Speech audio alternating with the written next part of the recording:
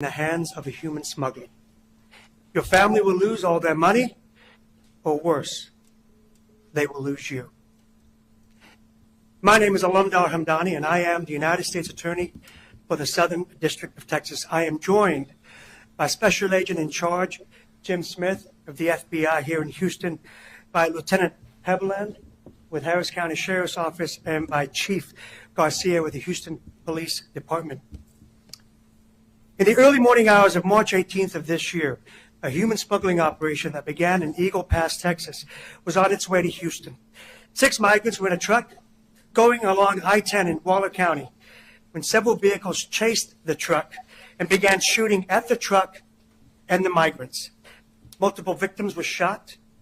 1 migrant was left in severe condition, and the migrants who were not shot, well, they were taken, allegedly held hostage at 2 Houston hotels, beaten and threatened over several days. Videos of those beatings were sent to the victims' family members. Thankfully, all are now free from their nightmare, but not before 2 families paid significant ransoms for 2 of the hostages.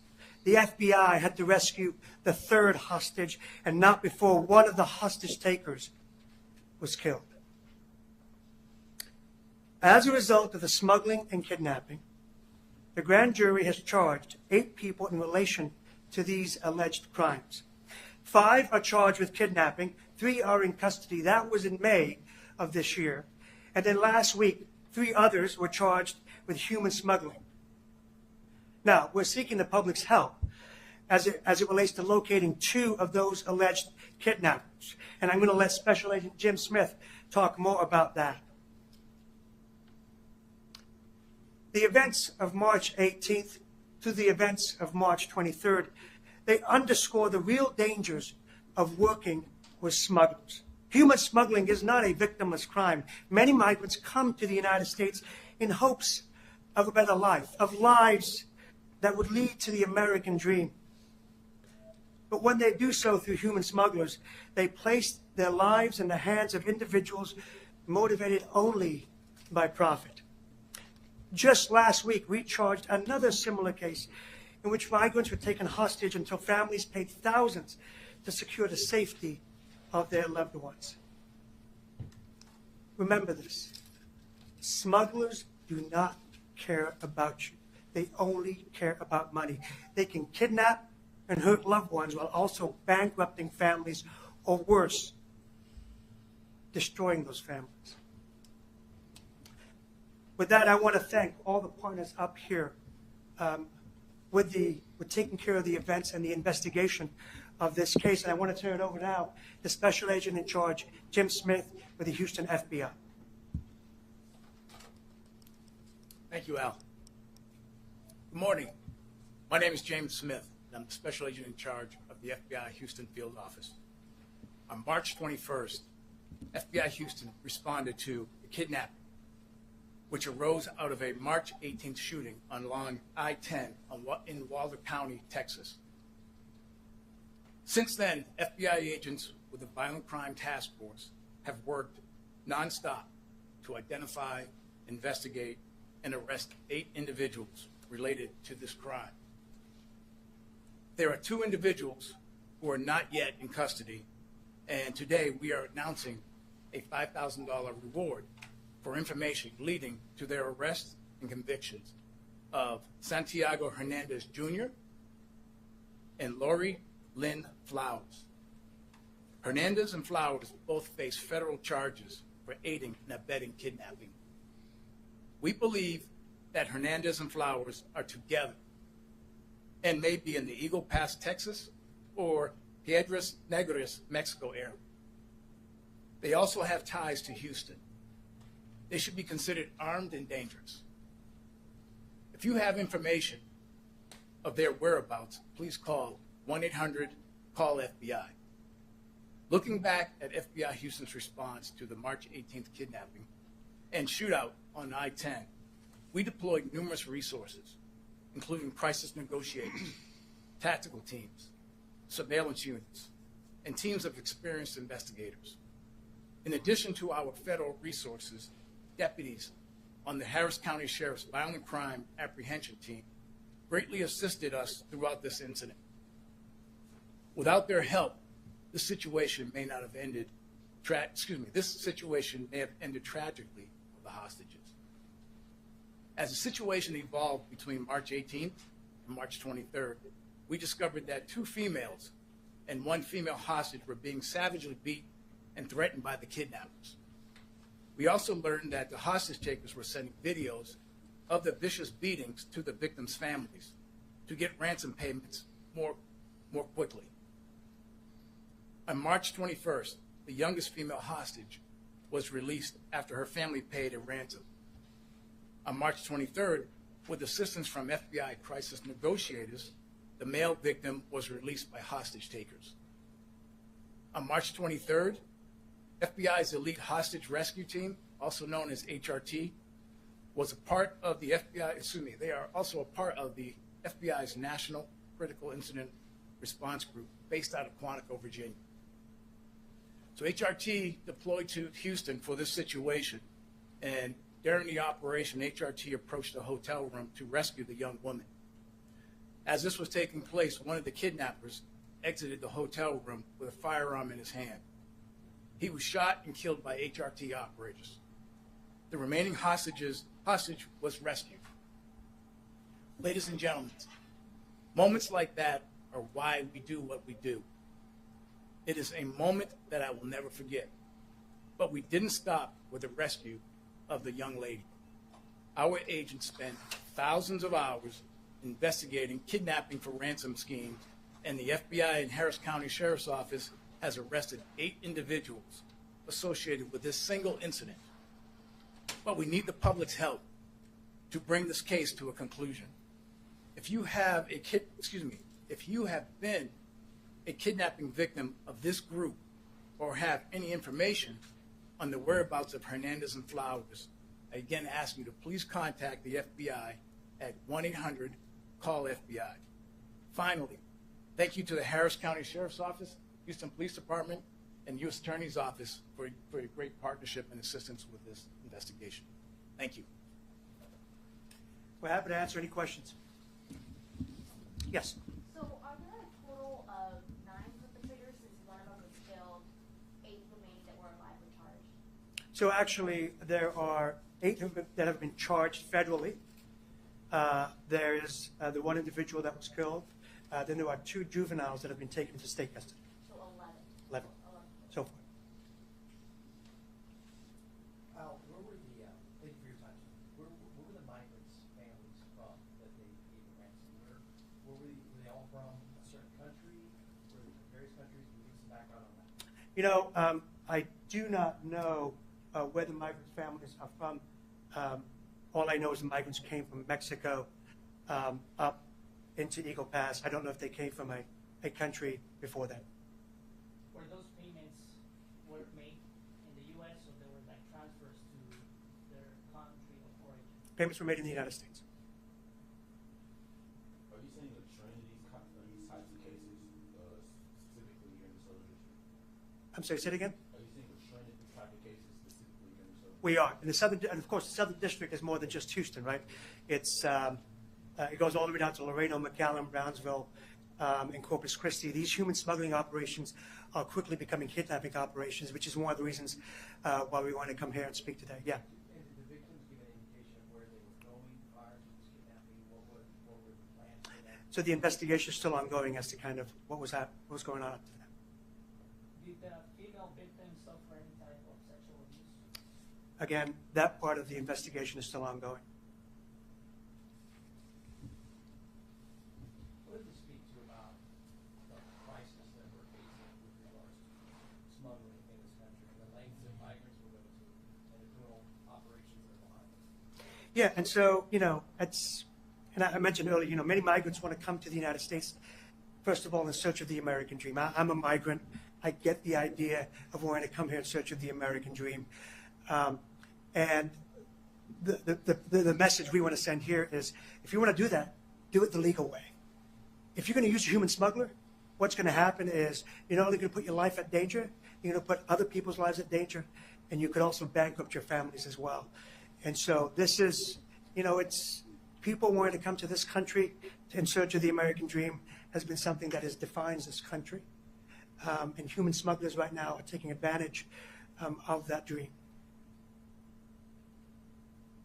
Just for some clarification, these families that were essentially being asked to pay a ransom to secure the safety of their family members, are these families that were already in the U.S.?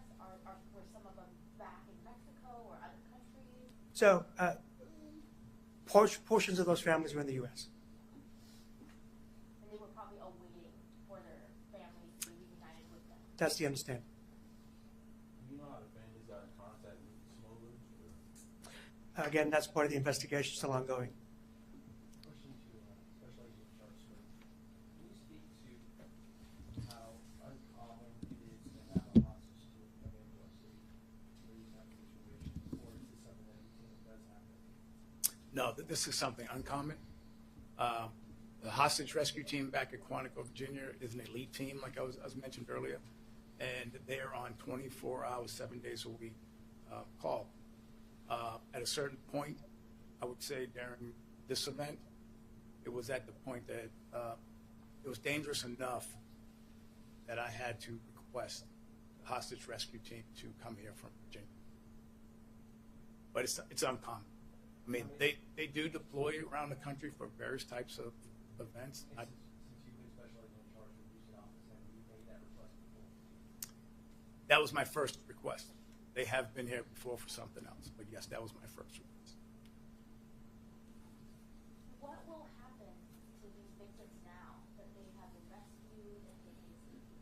So we have a victim witness program here at part of the DOJ. So they will be part of. They will be counseled and helped through DOJ resources. And forgive me, because obviously this was back in March. I remember when the Special Agent was there that morning. I wasn't there. I remember seeing the choppers with you. The victims in this case, how many of them were juveniles? How many were rescued? Can you touch on that? I think they were all adults. Yeah, you could. So the victims were all adults. We had one male and two females. The only juveniles that were involved in this event were two, I would say, subjects that were arrested by the state. So a total of 5 victims involved? Three during this event. Okay. 3. And the 2 juveniles were involved how? I can't go into their actual role, but I can say they were part of, I'll call it the criminal enterprise that was conducting the hostage, a kidnapping for ransom event. But they were part of this group that was committing the crime. And if I can just kind of clarify, there were actually 6 individuals that were smuggled. 3 of them were in the. So if you can imagine, there was a shooting first on March 18th. 3 people were shot that were migrants, and then the 3 that were not shot were the ones who were taken hostage, well, allegedly, by the group. If that kind of clarifies your question, answers your question. And they were all brought in through Eagle Pass? From what we understand, yes. Let me explain one thing. Let me explain how the scheme works. Is that we'll call them victims, migrants. They pay X amount of dollars by the smugglers to come into the country, to the United States. Once they are here in the United States, they will ask for additional amount. So the cost of coming into the United States has increased now. And of course, the victims do not have the cash with them. So what they do is they hold them and they make calls to the victim's family members and demand for an exorbitant amount of money on top of what they've already paid. So that's how the scheme works, and that's how we've seen it in these last 2 cases that we mentioned, the one a week or 2 ago, and this particular one. So that's how the whole system works, and that's why we're telling folks, do not pay for smugglers to bring you to the country, because it's not going to end well for you. And we know there are other events out there. It's just that the victims have not come to us or to law enforcement about their tragedy. So we know this goes on all the time, every day. questions? What is law enforcement's biggest fear if these two individuals who are at large are not caught as soon as possible? So, as Special Agent Jim Smith said, that they're armed and dangerous, but I'll let you kind of speak to that. The fact is this, they're not going to stop. We know that they're continuing to conduct these kidnapping for ransoms. We know those two are still doing it. So as soon as we can get them off the streets into custody, the better off others are out there. But we know someone else will fill in that void. Any other questions? 3 victims who were shot Yes. on I-10, how are they doing now? From what I understand, they're recovering. One of them was pretty severely shot, I believe. The other two had less severe wounds. On dinner time, Yeah. we're working on a piece with regards to public corruption and custodians making sure that people are held accountable by this office end up serving time behind bars at some point. One particular case that stood out tied to HISD is a case involving Ron Spiller Jones. We've noticed that she's been able to travel abroad to other nations. She pled guilty back in 2021, but to this date, there's no sentencing with regards to Ms. Jones. Why is that? And answer the question that custodians will have is, how are they ensuring the fact that people are convicted of this office end up serving time instead of traveling to Cabo, Ghana, and Dubai? Yeah. So public corruption is one of the biggest priorities of this office. Public corruption not only, of course, takes money out of the coffers of a city or a town, but it takes money out of the pockets of working class people, in Houston and all around the Southern District of Texas. As to this particular case, I am not familiar with the parameters of, let's say, of her, oftentimes of her supervised release post-conviction. But to your point, I mean, one thing this office is continuously working on are public corruption matters. Many of those matters you may not know about, you may not hear about until, of course, it's time and it's right. But it is a priority of this office. And how frequently is it that a defendant who's been obviously pled guilty is still allowed to travel overseas on multiple occasions for pleasure?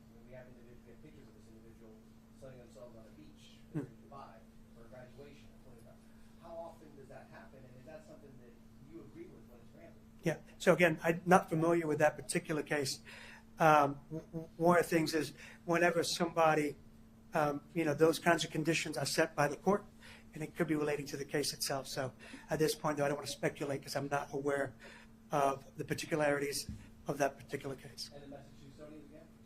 The message to Houstonians is this: public corruption will not be tolerated in this city or anywhere in the Southern District of Texas. The monies that those officials take out of the coffers of city budgets, of town budgets, is actually money that's being taken out of your pockets. Thank you all for coming. Thanks.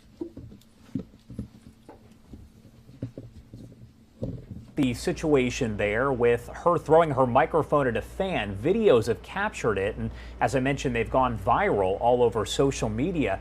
Is there a case here for battery against Cardi B? Unfortunately, there is. What she did was an act of assault and battery. Throwing something at somebody does constitute the elements of that. And there could be a prosecution. A lot of people say, well, she was responding to somebody throwing water at her, which I can certainly understand personally getting very upset. However, we can't